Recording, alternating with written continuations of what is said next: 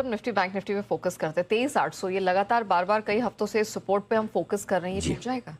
देखिए, अप्रैल के आखिरी हफ्ते में 2 बार निफ्टी इंट्राडे में 23,800 के आसपास पहुंचा रहा। 30 अप्रैल का लो बनाया था इसने 23,796 का, और उससे पहले 24 अप्रैल का लो बनाया था 23,813 का, और कल फिर से हमने 23,799 का लो बनाया है। ठीक है, पिछली दोनों बार अच्छी रिकवरी आई। ठीक है, 3 से 4 दिनों में 2 से 3% तक की, प्रिसाइजली 2.2% से 2.8%, मैंने राउंड फिगर में 2 से 3% लिखा था कि याद रहे। दोनों बार रिकवरी आई। अब फिर तीसरी बार इफ़ वी आर लकी एक रिकवरी मिल जाती है तो हो सकता है हम 24,200 24,400 की रेंज में पहुंचे। अब आप कहोगे सर 200 तो नीचे दिख रहे हैं, कहाँ से रिकवरी की बात कर रहे हो? हाँ, लेकिन ये 200 नीचे कब दिख रहे हैं? 8:15 बजे, 8:30 बजे, 3:30 बजे नहीं। तो 3:30 बजे क्या होता है वो इम्पोर्टेंट ज़्यादा है।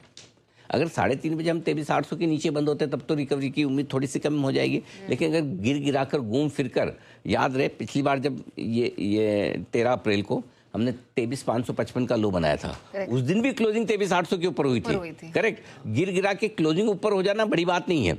सो इसलिए आज का सेशन गैप डाउन ओपनिंग ठीक है अपनी जगह, वो तो खराब है अपनी जगह, लेकिन क्या वाकई में हम बंद 23,800 के नीचे होंगे क्या, ये इंपॉर्टेंट है। इसलिए अगर समझो बंद ऊपर हुए तो 24,200 24,400 की रेंज फिर से मिल सकती है, और अगर 23,800 के नीचे ही बंद हुए तो अगला मजबूत सपोर्ट 23,300 23,550 की रेंज में, जो बहुत सारे डेटा और निफ्टी का एक गैप छूटा हुआ है। ये सारे कैलकुलेशन 23,465 के आसपास एक गैप भी छूटा हुआ है।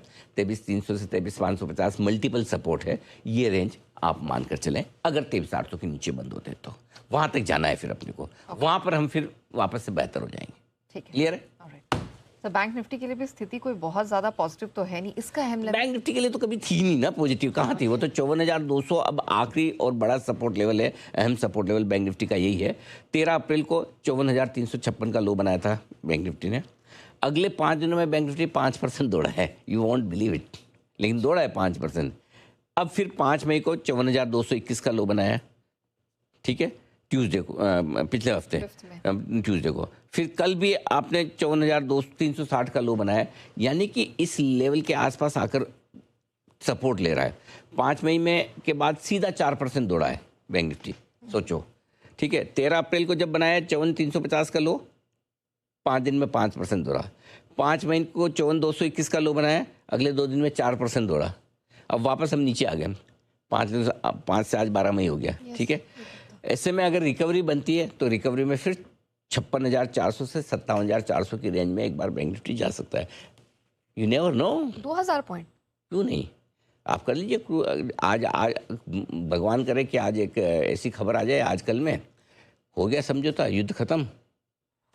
ओके, क्यों नहीं, $90 क्रूड, 92-95 लो आ गया बैंक निफ्टी से, क्या बड़ी बात है यार। आपने तो कहा ही था कि फास्ट एग्जैक्टली बैंक निफ्टी तब चलेगा जब क्रूड जोर से घटेगा, ज्यादा घटेगा।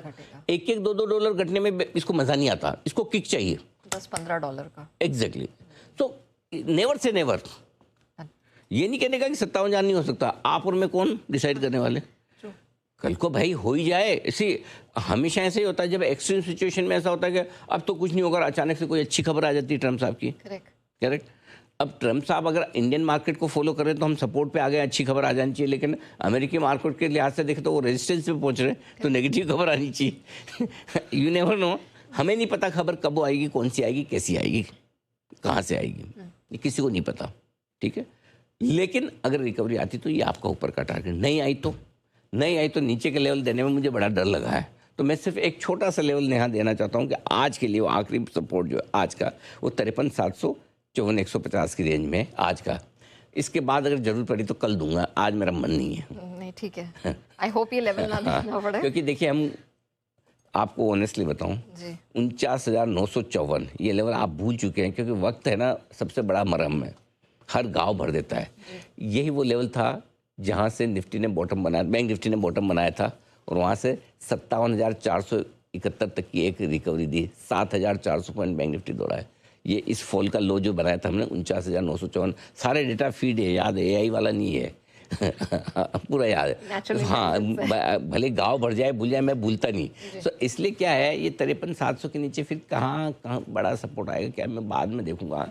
कल मेरा मन नहीं किया एक्चुअली, बहुत तो सोचा मैंने कहा छोड़ो यार, कल देखेंगे।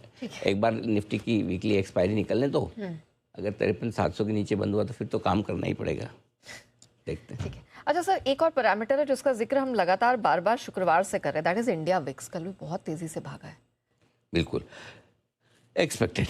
दूसरे दिन 10% इंडिया विक्स बढ़ा है, बड़ा उछाल आया, 1855 पर बंद हुआ है। 7 मई को इसने 2 महीनों का लो छुआ था इंट्राडे में, और वो था 15.17। यस। 100 डीए में 15.62 के लेवल से उछाल आया इंडिया विक्स में, बराबर 7 मई को ही। पिछली बार युद्ध शुरू होने के ठीक एक दिन पहले 27 फरवरी को इंडिया विक्स पहुंचा था 100 डीएमए पे, तब लेवल था 1120। ठीक है, उसके बाद इंडिया विक्स में 160% का उछाल आया और निफ्टी गिरा 11%। इस बार सेम 100 लेवल डीएमए के लेवल से इंडिया विक्स में उछाल आया। 3 ही दिनों में जहाँ से उछाल आया, आप देखिए 3 दिन पहले इंडिया विक्स ने 100 डीएमए छुआ, 3 दिनों में 515 पॉइंट तो निफ्टी निकल चुका है ऑलरेडी, और आज का और गिन ले 200 से 700 पॉइंट। और इंडिया विक्स अगर तेज़ी से बढ़ा तो बाजार में कमजोरी का डर है ही, और इसीलिए अब सब लोग इंडिया विक्स के साथ कनेक्ट करेंगे। देखो इंडिया विक्स बढ़ गया, बाजार का, इसलिए मैंने पहले ही साफ कहा था कि शुक्रवार को भी कि इंडिया विक्स आपको साफ तौर पे अनकंफर्टेबल फीलिंग दे रहा है कि आप गिर सकते हैं, घट सकते हैं, क्योंकि ऐसे लेवल पे आ गया। नो डाउट तब 1160 का लेवल था, इस बार लेवल आपका 15.5-16 के आसपास है, इसलिए आप घट भी कम रहे हैं, इसलिए कम घट रहा है, इसलिए 11% की गिरावट नहीं होगी जो निफ्टी में होगी, लेकिन आप बढ़ नहीं पाएंगे। तो 2-3 फैक्टर एक साथ आए। एक ये वाला फैक्टर आया, एक 24,224, 24,324, 400 के आसपास बार बार रुकने वाला फैक्टर है। तो देखिए मल्टीपल फैक्टर एक साथ आते हैं तब गिरावट होती है, और ये आपके सामने है। बिल्कुल।